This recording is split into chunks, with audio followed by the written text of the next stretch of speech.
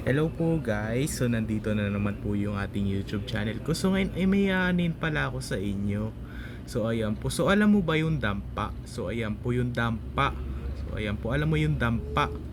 So ginaganito lang yan, so hindi ko nga lang din alam kung paano yun. So tuturuan ko kayong paano magdampa. So ito yung goma oh. Goma. So idadampa mo lang, ilalayo mo. So halimbawa ganito. So ito yung isang goma pero sangreyo lang. So ito ang gagawin mo. O, paano magdampa? Dampa. Una, kasi itong isang yung isang green na goma ilalagay dito. Kung paano magdampa, ganito, unahin mo muna yung pagganyan. Dalawang kamay mo, tas ilagay mo. Ayan, tas gumawa ka ng butas. Ayan, so ayan po nakikita niyo yung butas. So ito yung dampa. Okay. Ito na, dadampain ko na. O diba, lumayo yung goma. Lumayo, so wait lang, paharap natin dito. Para lumayo yung goma. Okay, so tara, let's do it. Basta sa pagdadampa kailangan malayo. Dapat nandito yung goma. Ayan. So nakikita niyo yung goma. Ito yung goma, nandito lang, nakalagay. Yan, kitang-kita nyo ba? So ito na. Ito yung yung isang goma, yung kulay itim. So itatampa natin yan. Doon sana umabot, no? Oo, umabot. So yan po, nakita nyo guys, umabot. Umabot siya dito sa may kulay green. So itry naman natin yung Wait lang, mayroon pa akong mga sangreyo dito eh. Ito madami. Ayan madaming sangreyo. So itatry lang natin. So kayo ba guys ay nakakalaro na rin ba kayo ng dampa? Yung dampa na goma. So ayan po. So ito ang gagawin kasi natin eh. Kasi yung sa isa kong video na tricks ko lang yung pito, tapos pisol, tapos ito ganito. O diba? Tapos ito naman.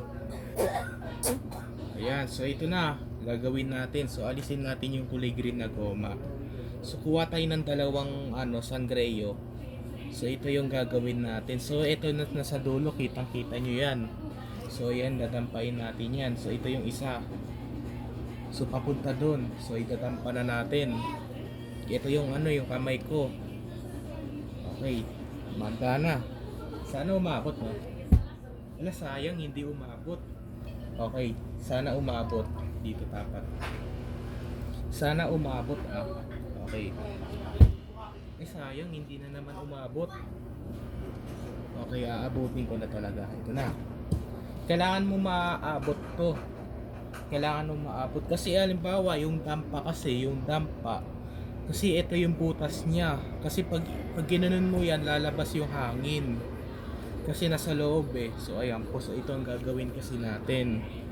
So ito yung isang goma. Tapos ito naman din yung dadampain ko. Papunta yan dito. Para umabot. So ayan po. So kailangan kasi natin lakasan kasi maingay pag nilakasan natin. So ito na. Tumalsik. Grabe. So i-try naman natin yung madaming goma. Ito na madaming goma. Madaming goma to guys. Tatalsik yan. Tumalsik. So ayan po. So nagigets nyo na ba yung dampa? Kung paano laruin yung dampa sa may goma. Kasi yung kasi niya yun na